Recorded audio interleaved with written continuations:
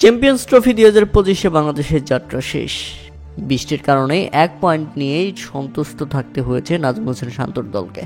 দুঃখের ব্যাপার হলো অনেকেই জার্সি অর্ডার করেছিলেন, তবে জার্সি হাতে পাওয়ার আগেই বাংলাদেশই দেশে ফিরে আসছে। 2 মার্চ থেকে বাংলাদেশে শুরু হচ্ছে পবিত্র মাহে রমজান, আর পবিত্র মাহে রমজান উপলক্ষে আইসিসি চ্যাম্পিয়ন্স ট্রফিতে থাকছে স্পেশাল ইফতার বক্স। রমজান মাসের প্রকৃত চেতনাকে আলিঙ্গন করতে আরব আমিরাত cricket board ICC champions trophy 2025-এ দুবাইয়ের বাকি ম্যাচগুলোর জন্য রোজাদার দর্শকদের জন্য বিনামূল্যে ইফতার বক্স বিতরণ করার ঘোষণা দিয়েছেন, যেখানে থাকবে একটা আপেল, একটা সমোসা বা সিঙ্গারা, কিছু খেজুর, কলা, দুধ এবং ক্ষীর পায়েস টাইপের কিছু একটা।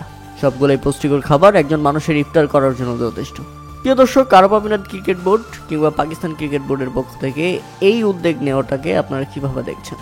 রোজাদারদের বিনামূল্যে ইফতার করানোর জন্য সত্যি প্রশংসার দাবিদার চ্যাম্পিয়ন্স ট্রফির আয়োজক পাকিস্তান এবং সহ আয়োজক আমিরাত ক্রিকেট বোর্ড।